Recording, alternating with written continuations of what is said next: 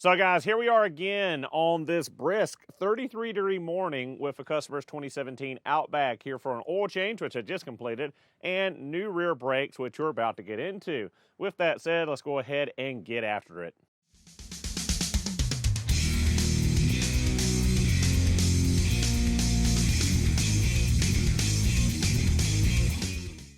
So we've already got the rear of the car jacked up, supported on jack stands. Go ahead and take the rear wheels off.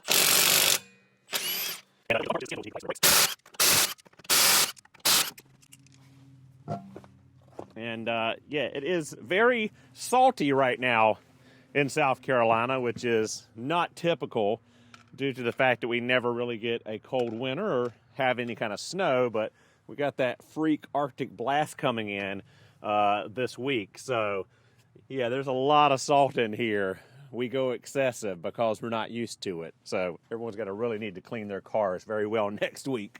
One of the great advantages of owning a Subaru in the Southeast is for weeks like this where we might get just a hair of freezing rain, sleet, or the faintest little flurry of snow, and everyone is scared to be on the road, or they're driving at 10 miles an hour with their hazards on, and we can keep carrying on as normal.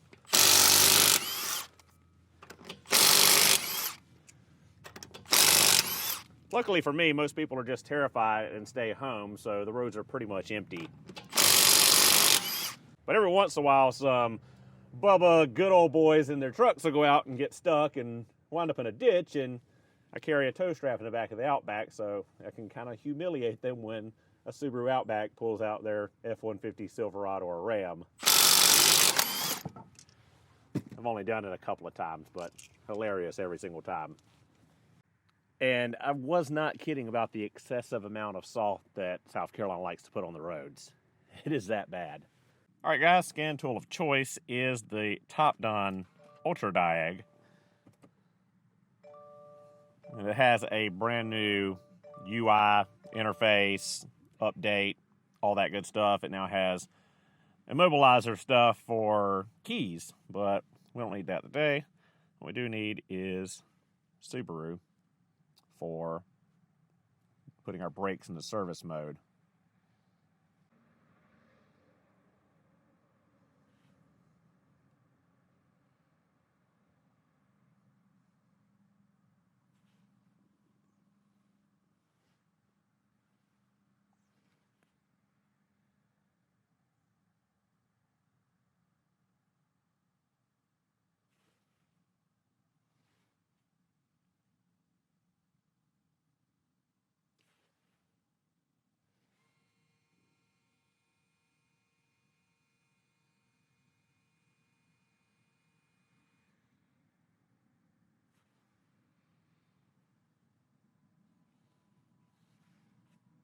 All right, and we're all good there. Brake maintenance mode activated. Turn the ignition off. Turn the screen off on the scanner, and we'll get to it. All right, guys, so first of all, we'll go ahead and take our brake hose loose, 12 millimeter, if I recall correctly.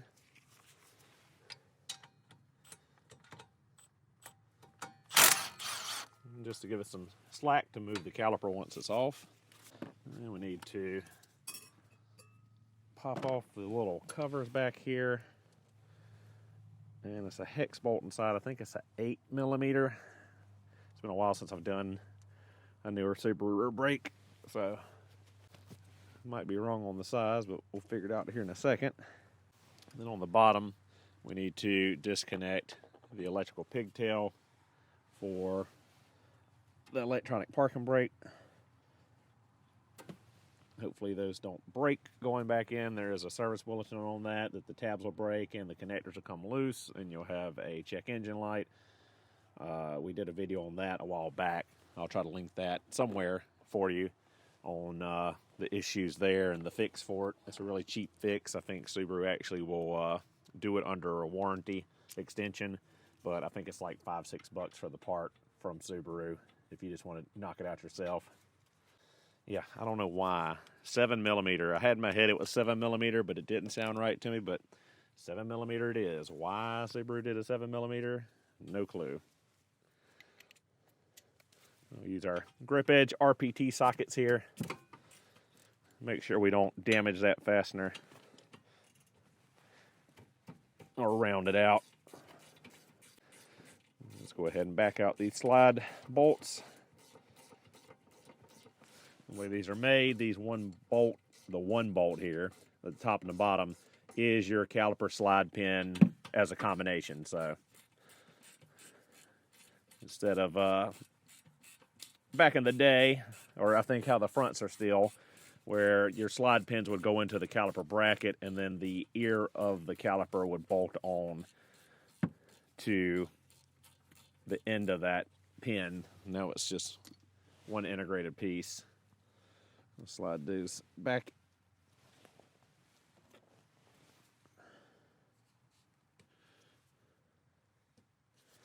And we'll take those out and lubricate them.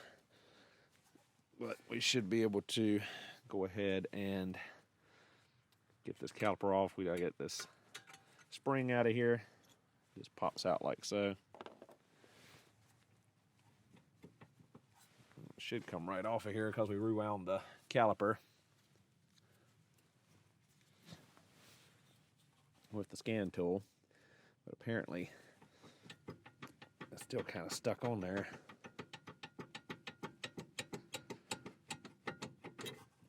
So a little wiggling and it came free, but yeah, it was good and stuck on there. So our pads aren't horrible, but they were getting down to the nitty gritty. We got a little bit of uneven wear on this inner one. So likely one of our slides was sticking. So we'll just set this up here. I forgot to grab my hook to hang the caliper, so we'll go get that, hang this caliper correctly so we don't have to worry about it falling while we take the caliper bracket off to put the new rotors on. These old rotors aren't too bad, got a little bit of a lip on them. There's some grooving on the inside, but price of rotors nowadays, it's just cheaper to throw a set of rotors on it than to worry about trying to machine these things, because I don't have a brake lathe and it's a pain to go into town, take them, hope they don't screw them up, hope they know what they're doing. When they do screw it up, they give you aftermarket rotors. Aftermarket rotors and pads almost always make noise or warp or have issues compared to the factory stuff. So it's just cheaper, easier, and a better result to go ahead and put the factory rotors on, in my opinion. All right, so we got the caliper hung with the hook back here. So we're not hanging off of a brake line, don't have it under tension. Now this caliper bracket should be 14 millimeter headed bolts.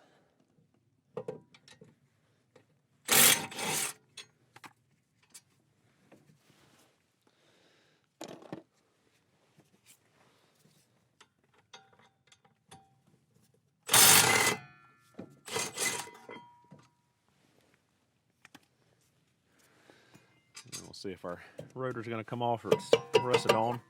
Nope, 2017, 100-something thousand miles in the south. It comes right off. Don't have to worry about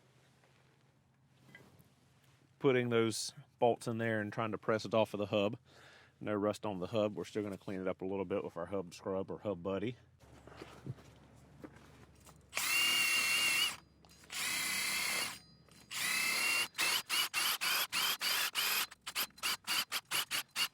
Not a ton of rust or corrosion on there, but still want to clean it up for the customer anyway.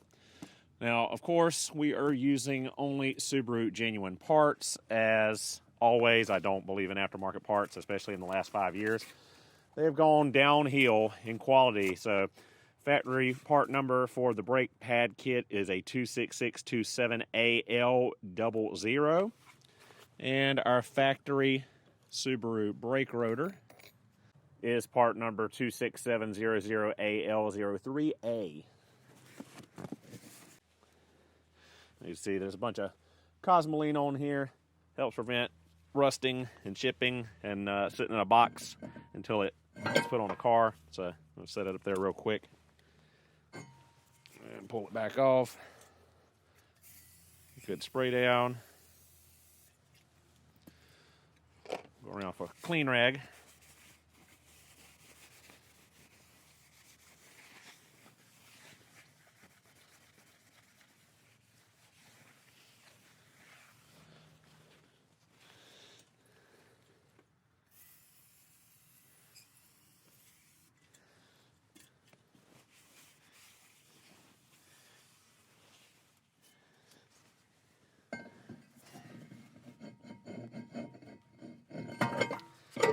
Set that up there and get the outside face of the rotor. Don't want to leave any contaminants on there to get embedded in our new brake pads.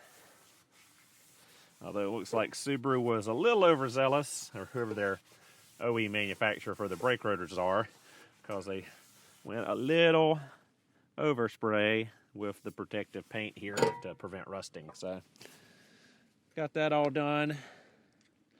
And I'll go ahead and clean up that caliper bracket and bring it back when I'm bolting it on. All right, caliper bracket's all clean. New rotor's up. I'm going to go ahead and reinstall these bolts, torque them to 66 Newton meters.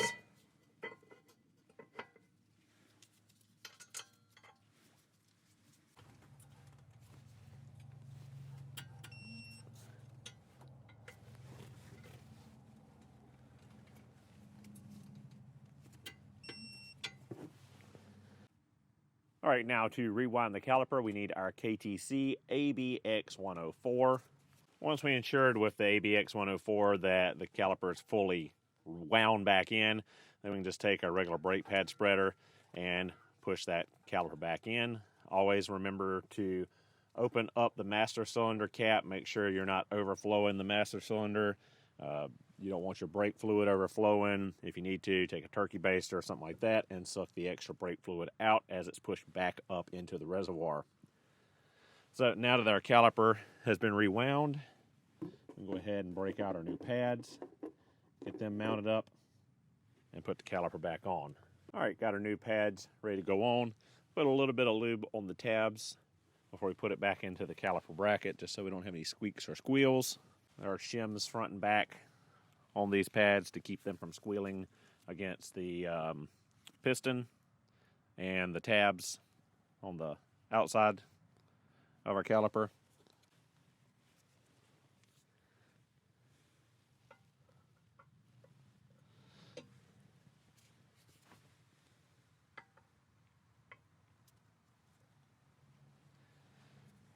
We'll go ahead and pop out our slide pins, clean them up, and give them a little bit of lubrication.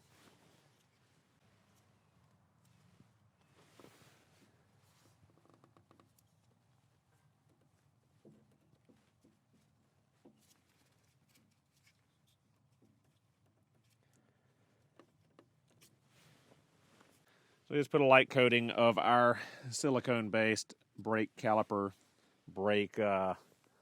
disc brake lubricant. I've always used the Permatex with great result. Permatex is basically the industry standard for most all of my chemicals and compounds like Ultra Gray RTV, and anytime I'm resealing a pan on a CVT or cam carriers or oil pan, etc.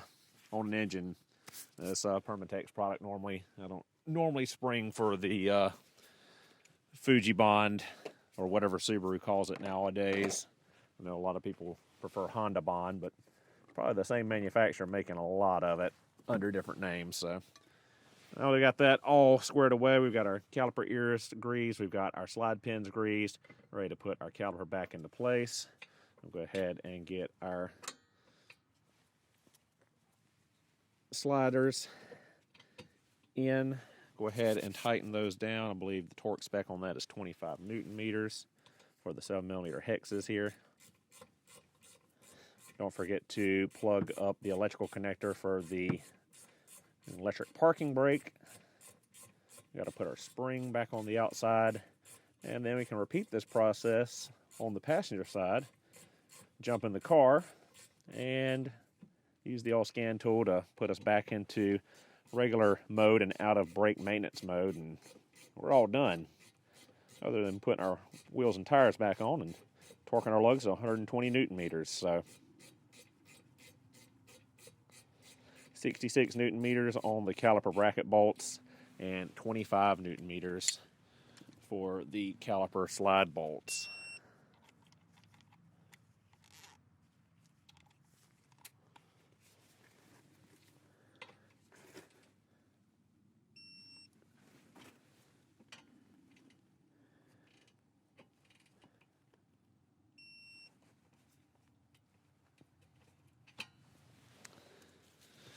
We'll very carefully pop our electrical pigtail back up there, hoping not to crack that little lock tab, because they do get brittle. We got the click. We'll take our little plastic plugs and pop those over the covers of the slide pin bolt head. We don't want water and junk getting in there and corroding that up and getting those sliders to stick. This is always the fun part, is trying to get this little spring back in here. So normally like to hook it on the bottom outside ear, put it in the hole. Then I'll grab my handy dandy little Knipex pocket cobras. They're normally stout enough for this task. And we'll grab that end, pull it over, line it up, and tap it in.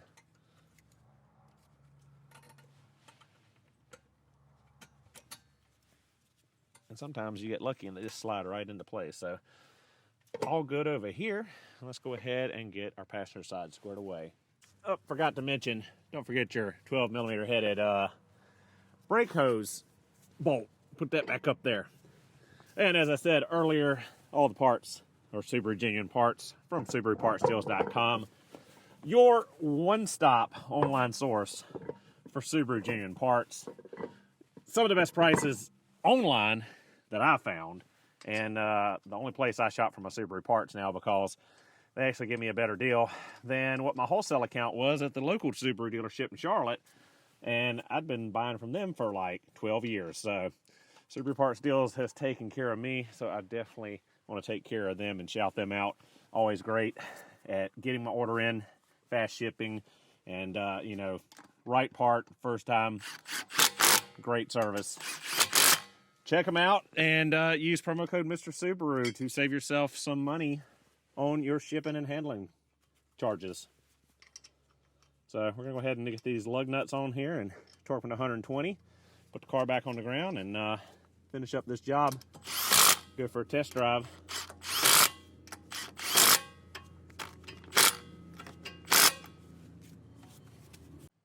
So guys, we're back in the car now. Got the key on, scanner hooked back up.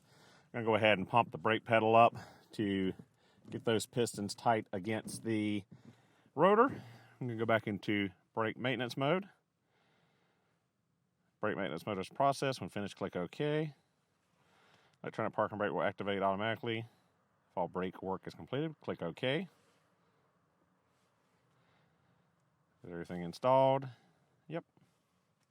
Press the brake pedal and hold it. Hear the whining of our brakes. Pulsation under our feet. And we're all good. So brake maintenance mode is done. Go ahead and start the car, get it off the jack stands, and go for a test drive. Call the customer. So guys, we're back from the test drive. Everything went great. Already called the customer, waiting for them to come pick the car up. Thank you guys so much for watching. I hope you enjoyed the video. I'll see you all in the next one.